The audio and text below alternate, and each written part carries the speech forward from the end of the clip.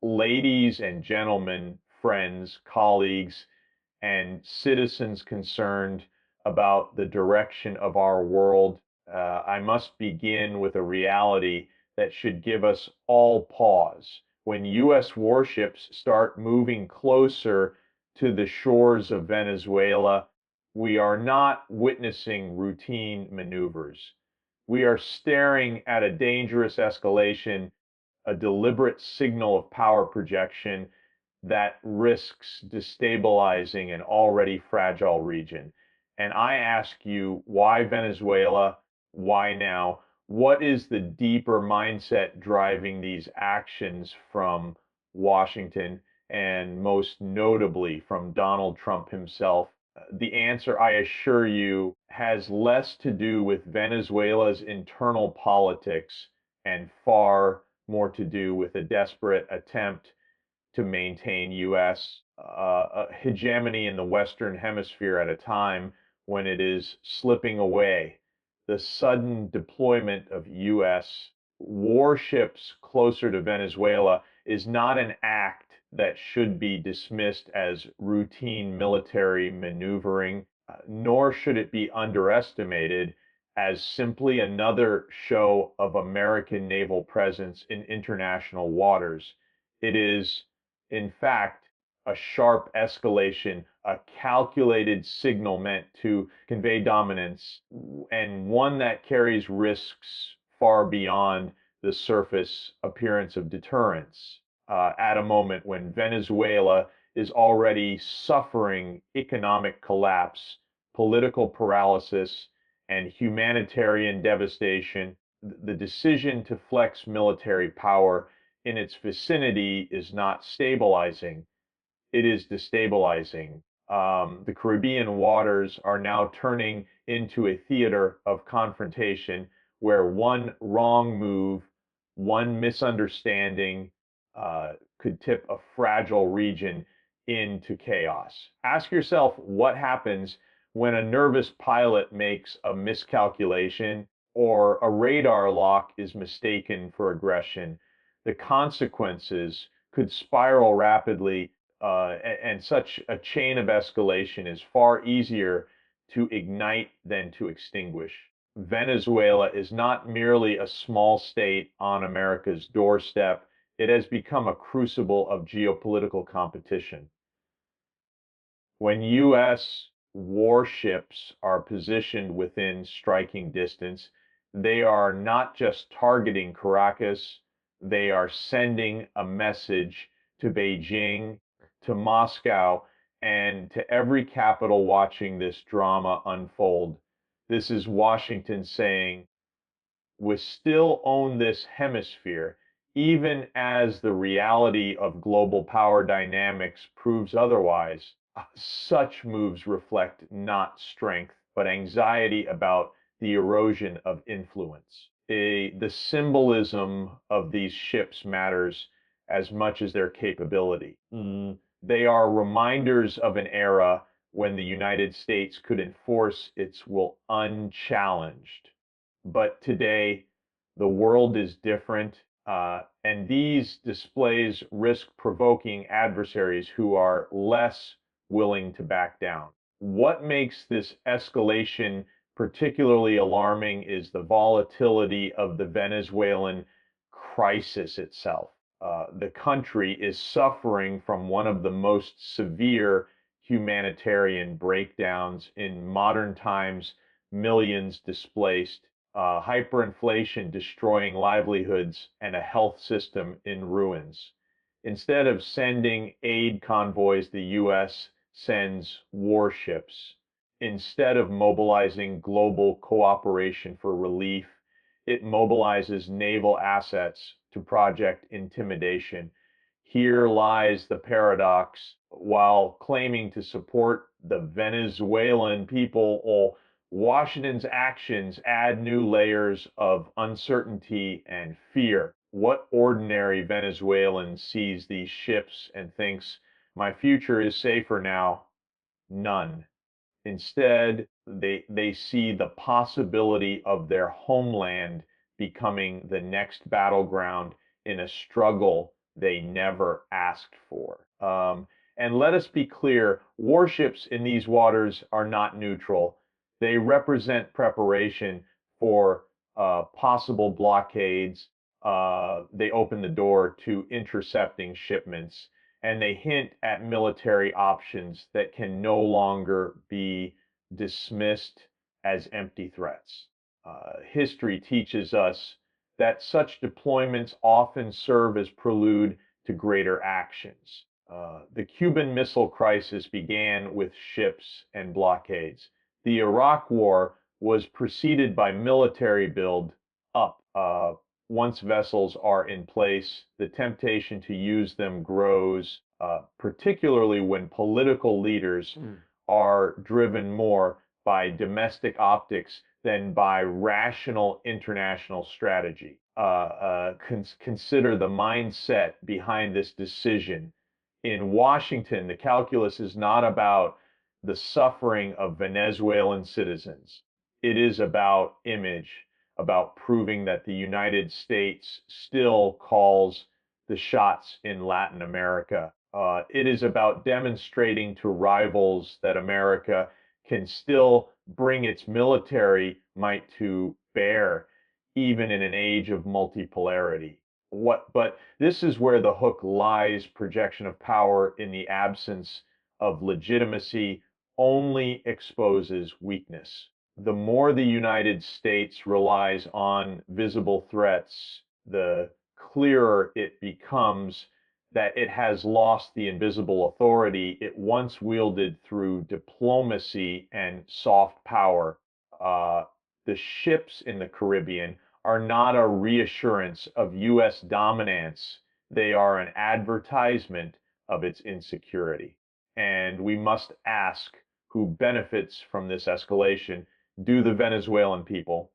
No, they are caught between authoritarian misrule at home and the heavy hand of outside pressure from abroad. Do ordinary Americans?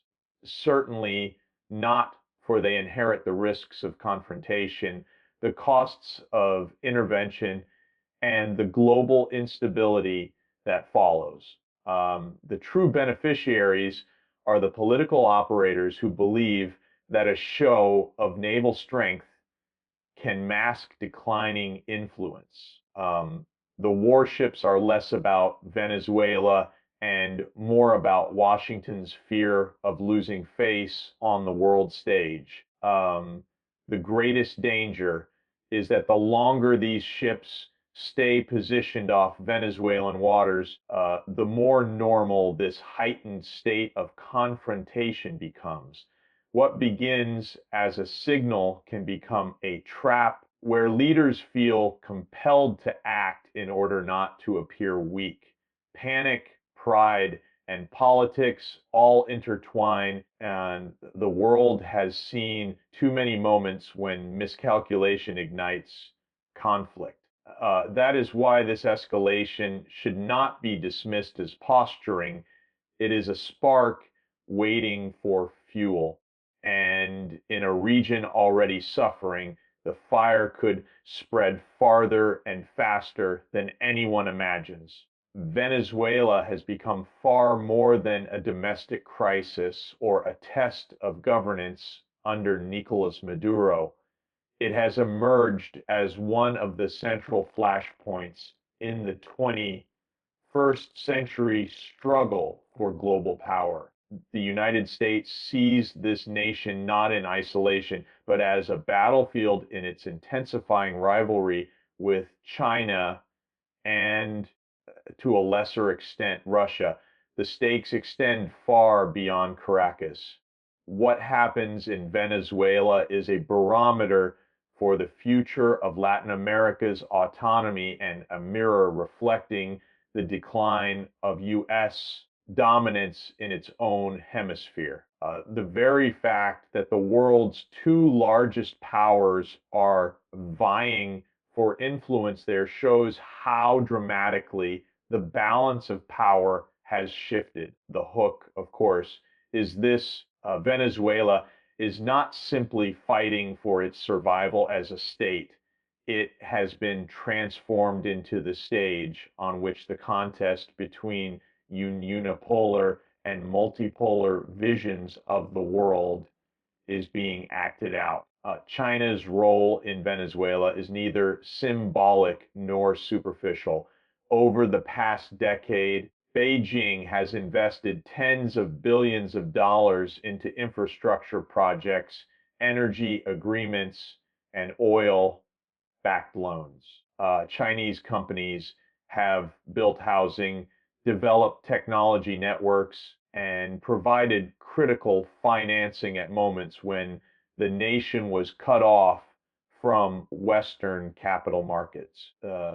These investments were not driven by charity, they were strategic bets carefully calculated to secure long term access to the world's largest proven oil reserves and to establish China as an indispensable partner in the Western Hemisphere. For Beijing, Venezuela is proof that the Belt and Road Initiative and other outward looking policies are not confined to Asia or Africa. They reach into the very backyard that Washington once claimed exclusively as its own. This is where the tension sharpens. For the United States, Venezuela is not just a country in turmoil. It is a symbol of resistance to its authority, backed by its greatest rival. Each Chinese loan or shipment of medical supplies is viewed not only as economic assistance, but as a political message that the days of unquestioned American control over Latin America are over. The U.S. political establishment cannot ignore this shift.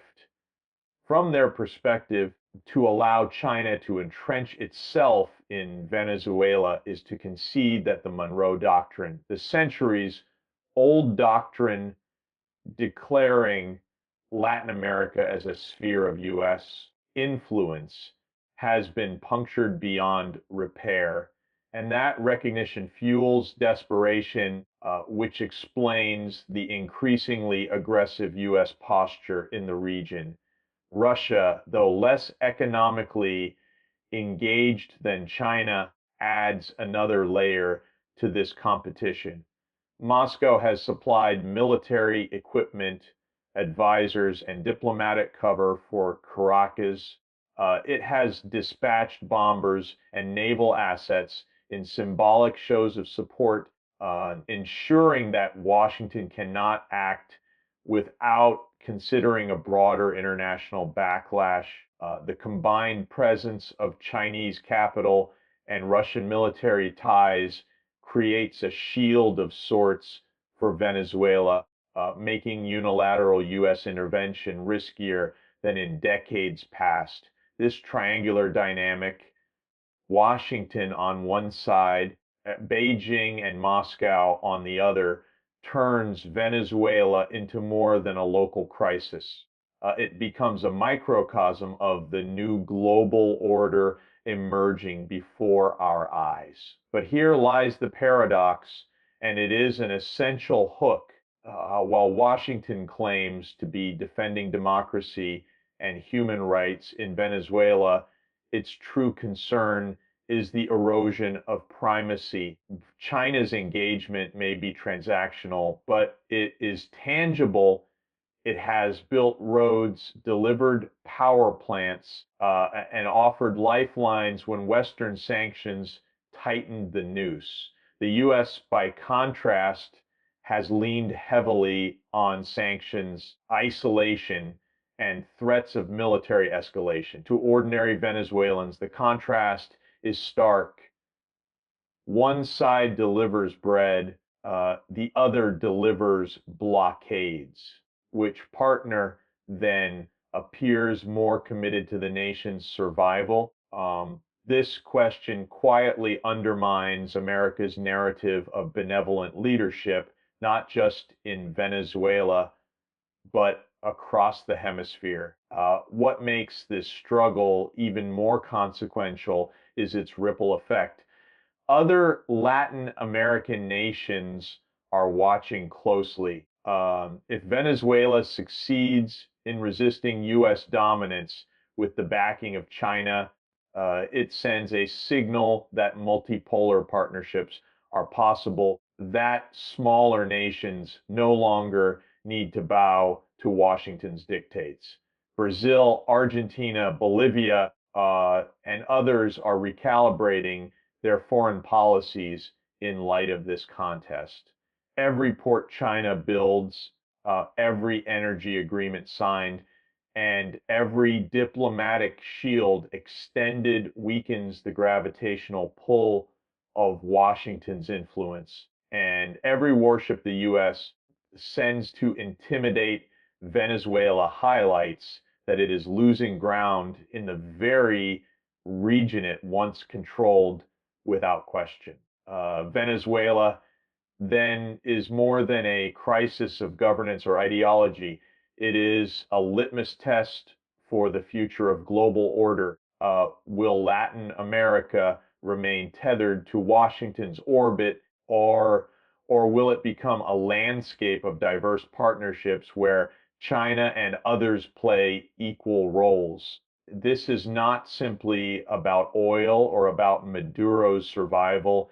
It is about the survival of U.S. hegemony in the Western Hemisphere.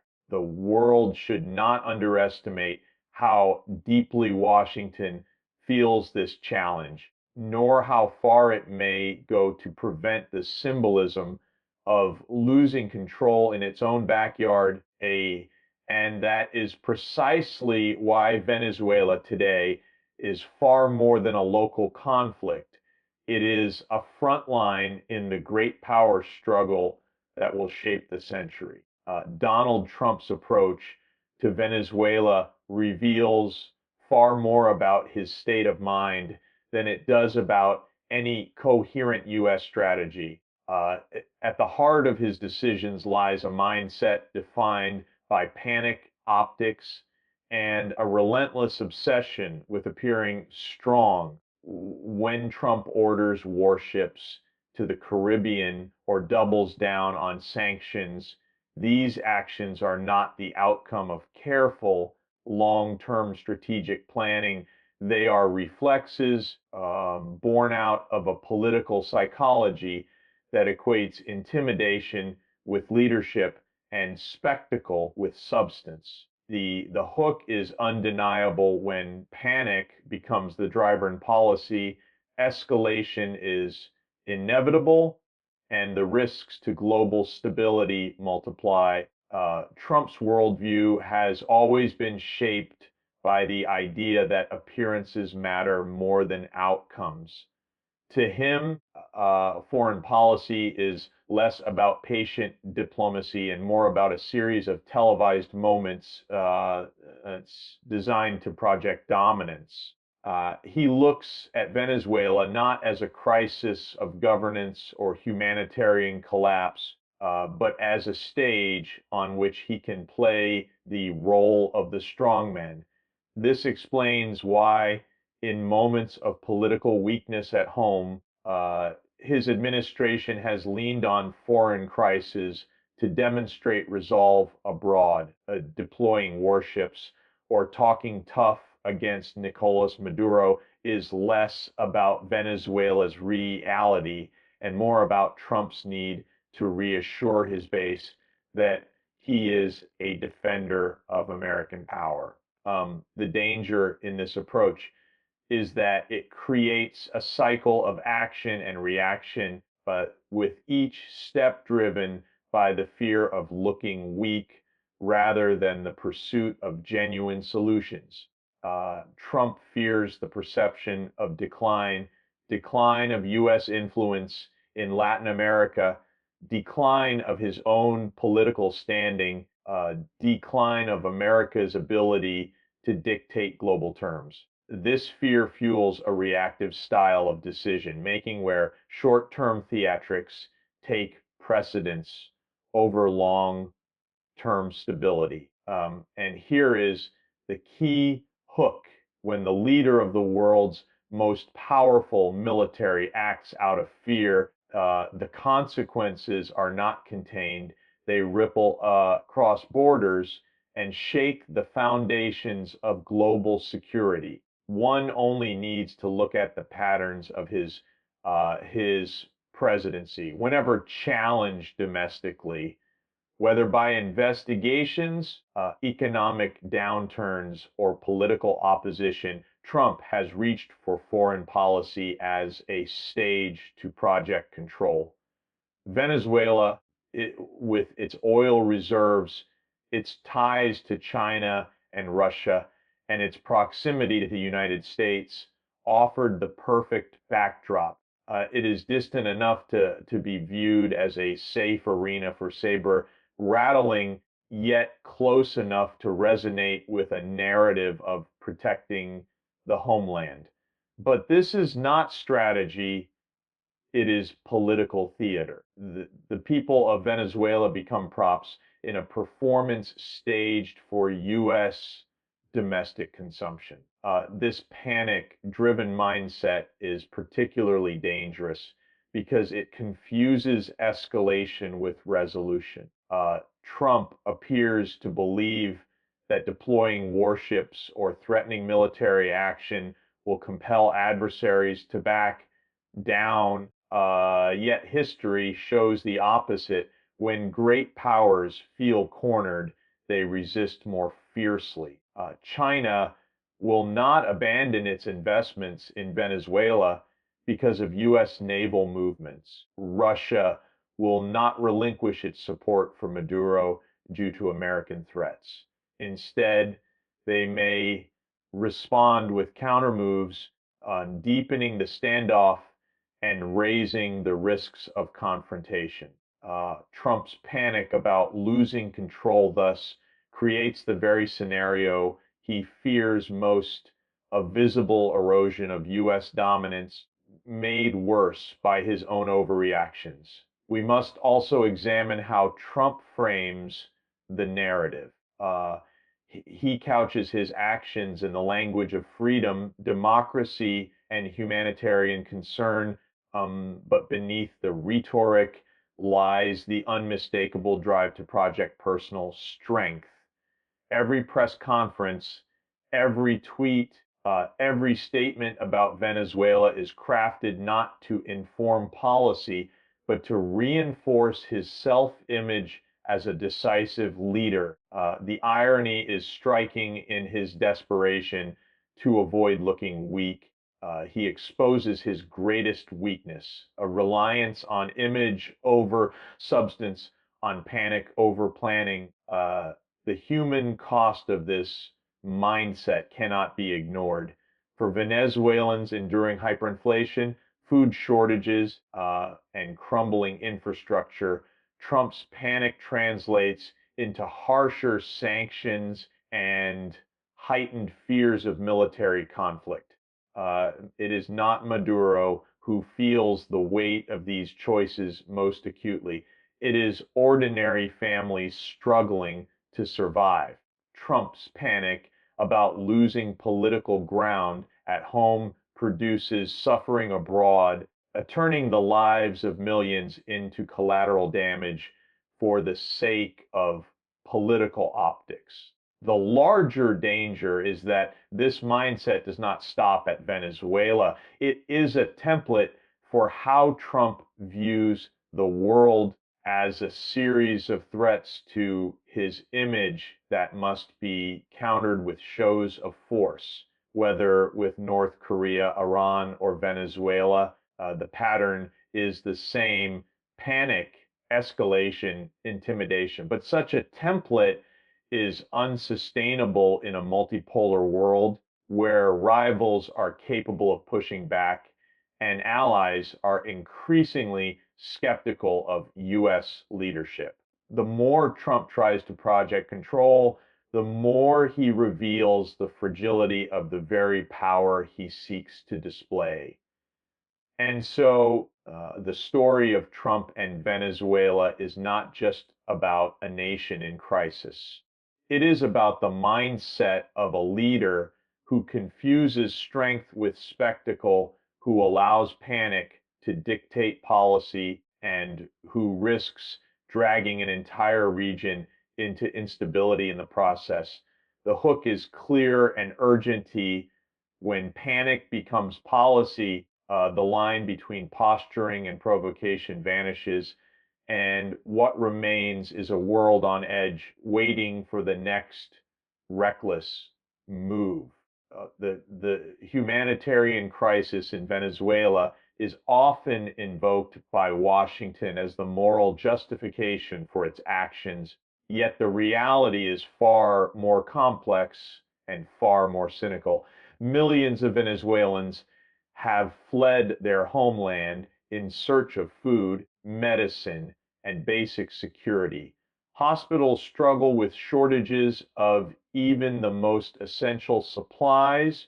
Families queue for hours to secure bread, and hyperinflation has stripped entire communities of the ability to survive with dignity. On the surface, these dire conditions provide an obvious stage for international concern. But when the United States cites human rights as the reason for sanctions, blockades, or even military maneuvers, we must ask a deeper question. Is relief for the Venezuelan people truly the goal, or are these actions a convenient cover for geopolitical ambition? The hook is clear. When suffering becomes a tool for power, the crisis deepens rather than heals. Sanctions imposed by Washington have not brought democracy to Venezuela. They have not restored prosperity, nor have they toppled Nicolas Maduro's government. What they have done is choke the economy, isolate the country from global financial systems, and worsen the plight of ordinary citizens. Food imports have dwindled, medical equipment is harder to access, and international trade routes have been stifled. The official narrative claims that sanctions target the elite, the corrupt leadership, and those who profit off the misery of the people. In practice, however, it is the poor and vulnerable who feel the sharpest pain. Parents cannot find medicine for their children. Teachers abandon classrooms to search for food, and entire neighborhoods plunge deeper into despair. This contradiction lays bare the hollowness of Washington's humanitarian claims. What makes this even more troubling is the contrast between rhetoric and action. If the United States were genuinely concerned about Venezuelan lives, its policies would look entirely different. Instead of sanctions that cripple the economy, it would spearhead international relief programs. Instead of isolating Venezuela, it would engage multilaterally to foster dialogue and economic stabilization. Instead of sending warships, it would send aid convoys. Yet the reality is the opposite. The greater the suffering, the greater the leverage for Washington to argue that Maduro has failed and that U.S. intervention is necessary. This is not compassion, it is calculation. And here lies the hook. Humanitarian tragedy is not being alleviated, it is being weaponized. Oil, of course, looms in the background of every decision. Venezuela holds the largest proven oil reserves in the world, a fact that makes it impossible to separate humanitarian concern from economic interest. For decades, U.S. Policy toward oil-rich nations has followed a familiar pattern: couch interventions in the language of democracy while quietly securing access to energy resources. Iraq and Libya stand as stark reminders of this pattern. Venezuela is no different. The humanitarian narrative provides the moral cover, while the true goal remains control over resources and strategic influence in a region where U.S. dominance is slipping. To ignore this dimension is to ignore the essence of the policy itself. The cruelty of this duality is that Venezuelans are trapped between two destructive forces, a failing government that has mismanaged resources and repressed dissent, and an external power whose measures worsen their suffering under the guise of liberation. The people do not see the benefits of either side. What they feel is the tightening of scarcity, the collapse of opportunity, and the creeping despair that comes from knowing their daily struggles are being manipulated for geopolitical ends. Every pronouncement from Washington about freedom for the Venezuelan people rings hollow when those same people are denied access to the medicines, trade, and resources that could stabilize their lives. And yet, the danger goes beyond Venezuela's borders. Other nations in Latin America observe this pattern and draw their own conclusions. They see that when Washington invokes humanitarian language, it often masks ulterior motives. They see that sanctions and threats create instability, not recovery. They see that U.S. military presence in the Caribbean is about projecting dominance, not delivering relief. This undermines America's credibility across the region, eroding trust and fueling the search for alternative partnerships. It is no coincidence that China's investments and humanitarian aid packages are viewed more positively than U.S. sanctions. One delivers tangible assistance, the other delivers suffering wrapped in moral rhetoric. The critical question then becomes, who truly benefits from this framing. Certainly not the Venezuelan mother searching for food for her child, not the refugee walking for days across Colombia, not the doctor forced to ration medicine. The beneficiaries are those who seek to maintain strategic control, those who believe that by portraying Venezuela as a failed state, they can justify interventions that serve their own interests. The tragedy of Venezuela's humanitarian crisis is real, but in Washington's hands, it becomes a narrative weapon, a way to win hearts and minds at home while tightening pressure abroad. The hook, therefore, is devastatingly simple. When humanitarian language becomes a mask for power politics, the victims are silenced, their suffering instrumentalized for goals they never chose. Venezuela's crisis should be a call to action for compassion, cooperation, and relief. Instead, it has become a theater in which the rhetoric of care hides the reality of control. That is not humanitarianism.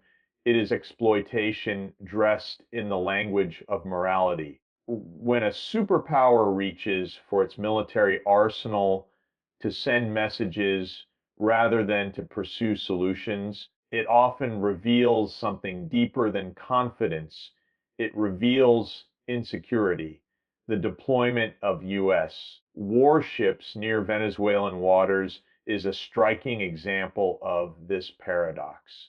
At first glance, it looks like strength, the projection of force to deter adversaries and remind the world of America's unmatched military reach. but beneath the surface, it speaks of a nation unsure of its grip on influence, struggling to maintain an order that is no longer uncontested.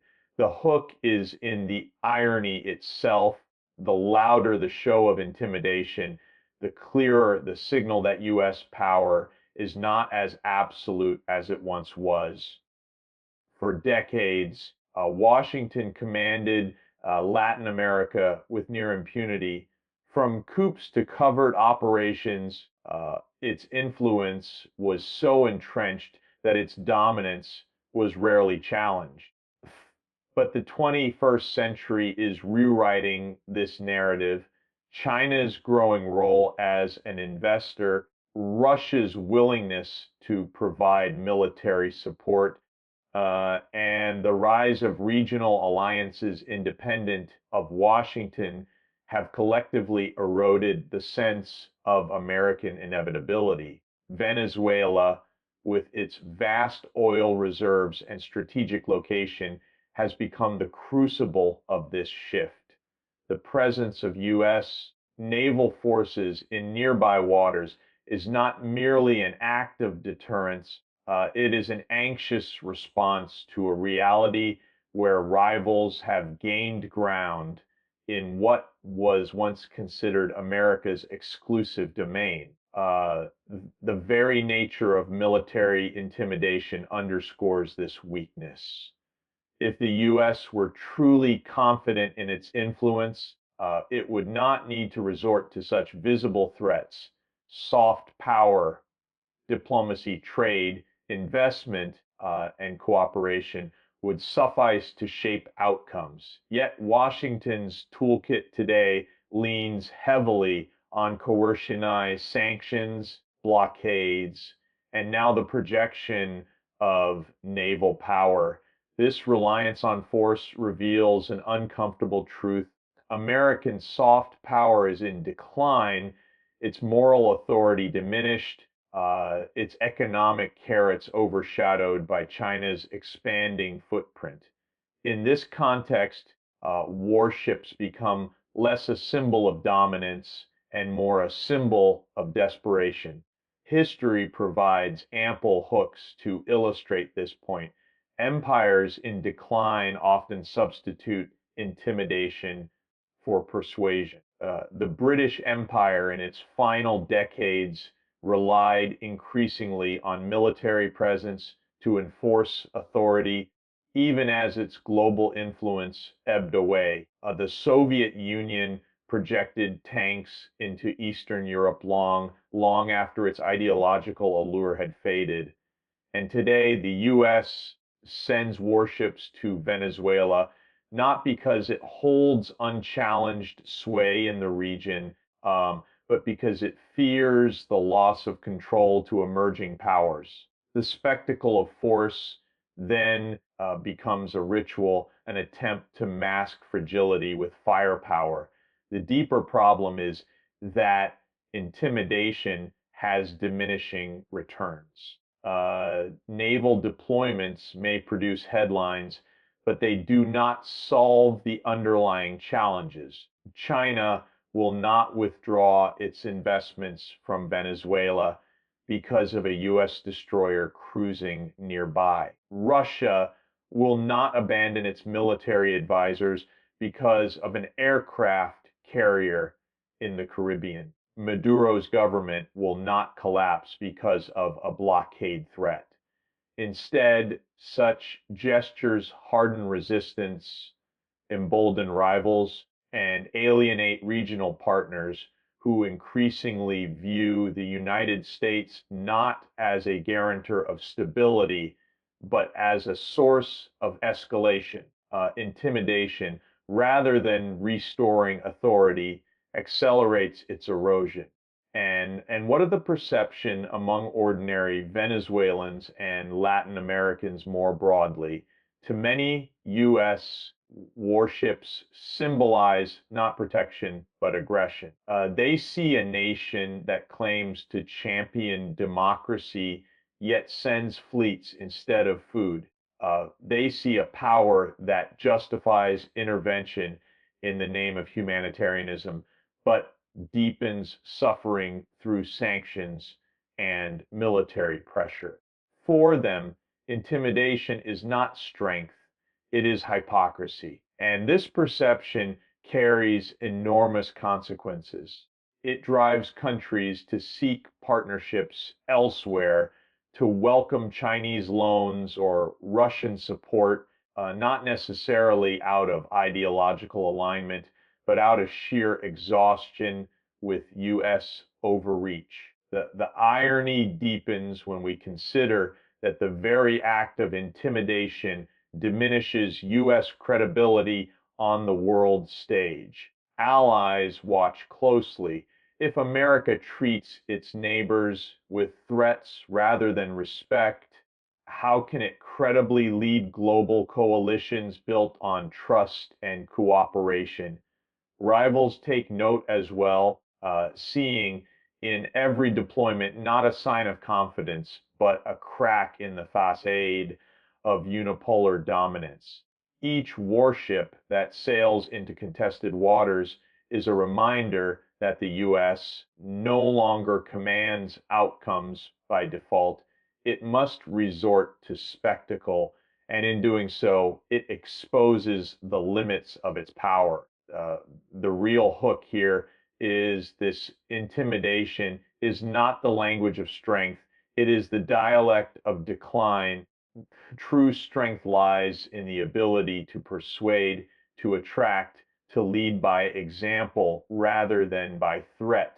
By relying so heavily on its navy to signal dominance in Venezuela, Washington inadvertently reveals that it has lost the subtler, more enduring tools of leadership. The United States can still project firepower, but it can no longer as easily project legitimacy.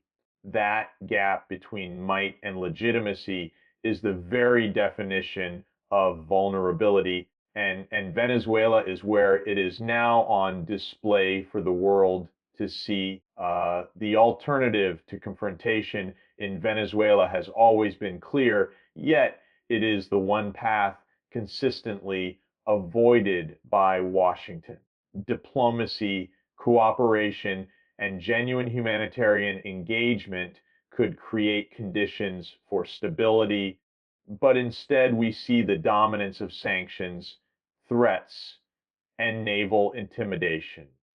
The lesson of history is unmistakable. Military pressure in Latin America breeds resistance, not reconciliation, and intervention often leaves nations weaker, more divided, and more vulnerable than before. The hook is that the United States, by choosing the tools of coercion over the instruments of dialogue, undermines its own long-term influence and deepens the very instability it claims to oppose. True diplomacy in Venezuela would mean engaging all stakeholders in search of a negotiated solution, not merely demanding the exit of one leader. It would require the United States to acknowledge that Venezuela's crisis cannot be solved by external imposition, but only through inclusive dialogue among Venezuelans themselves, supported by international mediation. Organizations like the United Nations, regional blocs such as CLACs, and even neutral states could play vital roles in facilitating compromise. Yet Washington has consistently dismissed these avenues, preferring unilateral measures that place its own interests above the aspirations of the Venezuelan people. This reveals the core problem. U.S. policy has been designed not for resolution, but for control. The humanitarian crisis should be at the heart of international action. Millions of Venezuelans have fled across borders into Colombia, Brazil, and beyond, creating one of the largest refugee crises in modern times.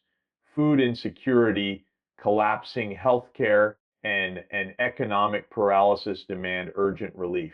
Uh, a cooperative strategy would prioritize lifting barriers that prevent aid from reaching the population, stabilizing currency flows, and supporting regional nations that are bearing the burden of migration. Instead, sanctions and blockades cut off critical supplies, ensuring that ordinary families pay the price of geopolitical maneuvering. The paradox is painful.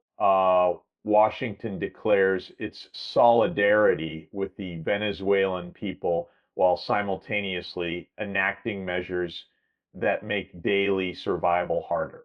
This reliance on escalation is not simply ineffective, it is self-defeating. Sanctions have failed to topple Nicolas Maduro's government, and warships cannot force China or Russia to abandon their support. Rather than weakening Maduro, U.S. pressure has allowed him to rally nationalist sentiment and portray himself as the defender of Venezuela's sovereignty against foreign aggression. Each threat from Washington strengthens his grip at home, even as conditions worsen for ordinary citizens. The hook here is striking. In trying to accelerate regime change, U.S. policies actually entrench the very leadership they oppose. Diplomacy offers another way forward, but it requires humility, a quality often absent in Washington's approach to Latin America. It means recognizing that multipolarity is a reality, that China and Russia will remain engaged in Venezuela, and that cooperation with these powers may be necessary to achieve peace.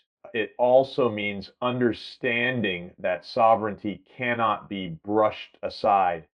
Venezuelans themselves must determine the future of their governance, even if the outcome does not align neatly with U.S. Preferences. Such humility is not weakness. On the contrary, it would represent a mature acknowledgement that leadership in today's world is exercised not through domination, but through consensus building. The dangers of ignoring this path are profound. Every warship deployed, every new sanction announced raises the risk of miscalculation. An accidental clash in the Caribbean, an intercepted shipment, or a retaliatory move by Russia could turn a regional crisis into an international confrontation. In an era where great powers are entangled across multiple regions, such sparks are perilous. Yet, this is precisely the risk created when diplomacy is sidelined. The pursuit of military intimidation, far from restoring stability, moves us closer to a crisis that could engulf not only Venezuela, but the hemisphere at large. The most powerful hook of all lies in the contrast between what is possible and what is chosen. Imagine a different reality. The U.S. working alongside Latin American partners to rebuild Venezuela's economy, lifting sanctions in exchange for democratic reforms, and creating joint initiatives for healthcare, education, and energy. Such a vision would not only bring relief to millions of suffering people, but also restore America's image as a partner rather than a predator. Instead, by persisting with escalation, Washington diminishes its moral authority and reinforces the perception that its true interests lie not in freedom, but in control. Venezuela stands as a test of whether the world will continue down a path of militarism and rivalry, or pivot toward cooperation and shared responsibility. The crisis does not demand more threats.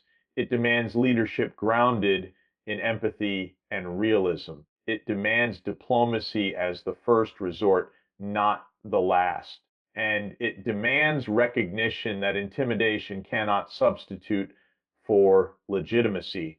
Until Washington embraces these truths, its warships may circle the Caribbean, but they will circle endlessly, chasing an illusion of control while ignoring the solutions that could actually bring peace.